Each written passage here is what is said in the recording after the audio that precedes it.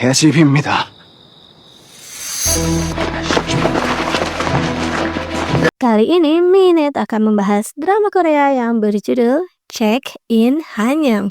Tanpa berlama lagi, episode 5, Markyu, mari kita review. Mau tak mau Doksu memakai pakaian wanita yang ada di ruangan itu. Karena tamu ini sangatlah agung, ia melarang para pria untuk mendekati ruangannya. Tapi pada saat kabur, di hadapannya Doksu sudah ada Puan Sol Mehwa juga pemilik Yong Chondro. Sungguh gawat.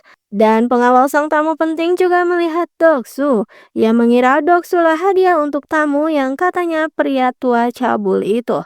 Doksu tak bisa melawan, ia mengikuti arahan untuk masuk ke ruangan. Doksu begitu cemas dan kebingungan, ditambah ia diminta untuk membuka bajunya. Sedangkan di luar, melihat Doksu yang ikut ke ruangan, Lee Eun-ho naik pitam. Ia bersiap untuk membawa Doksu kembali, tapi dilarang oleh Sol Mehwa dan juga Tuan Chon. Karena kata Tuan Chon, sebagai seorang pelayan, apapun harus diberikan untuk tamu mereka. Tuan Chon juga mengingatkan Eun-ho secara tersirat agar ia fokus dengan tujuannya datang ke Yong Chondro.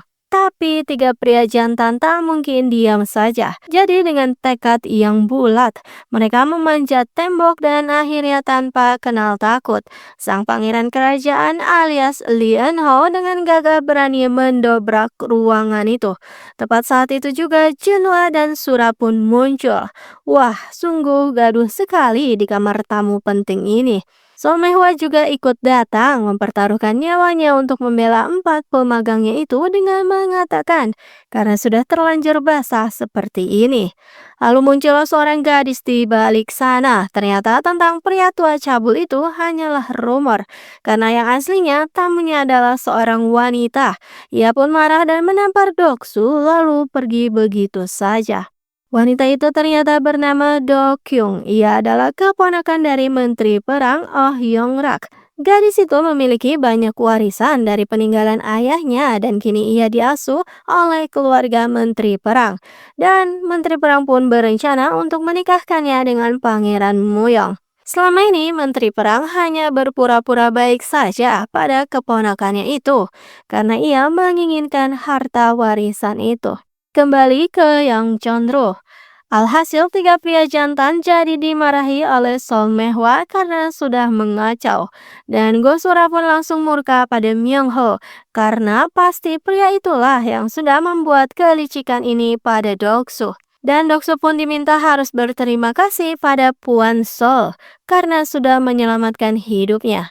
Dan sambil merasakan pipinya yang masih panas, Doksu pun masih memikirkan Puan Sol yang membelanya.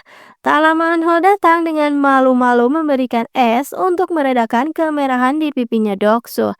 Tapi Eun-ho malah membayangkan lagi Doksu yang cantik tadi siang. Wah, sungguh perasaan yang sungguh aneh. Tak lama Junhwa juga datang. Ia bisa merasakan atmosfer Eun-ho dan Doksu yang berbeda. Saat hari pertama keduanya bagaikan anjing dan kucing, tapi kenapa pula Eun-ho malah heboh ingin membantu Doksu tadi siang? Sungguh mencurigakan. Pangeran Muyong dipanggil oleh Ketua Chon. Lagi-lagi Pangeran Muyong murka karena melihat ornamen di ruang pribadinya Ketua Chon yang mirip sekali dengan singgasana raja. Sungguh kurang ajar. Jelas sekali permusuhan di antara keduanya dan Tuan Chon seolah mengolok sang pangeran karena kini sudah bekerja sebagai pemagang di tempatnya. Esok harinya, kini tersisa 2 grup saja dan ujian terakhir adalah ujian keramahan. Masing-masing grup akan melayani tamu dan memuaskannya, tapi sungguh gawat karena ternyata tamu pengujinya adalah keponakan Menteri Perang kemarin. Gawat sekali. Ternyata Puan Sol sangat pintar untuk meredakan amarah keponakan Menteri Perang. Sengaja ia membuat gadis itu sebagai penguji dan menyuruhnya untuk bersenang-senang. Akhirnya, ia mulai menguji para pemagang. Dengan sengaja wanita itu membuat mereka kewalahan dan selalu merasa tak puas dengan apapun yang diberikan.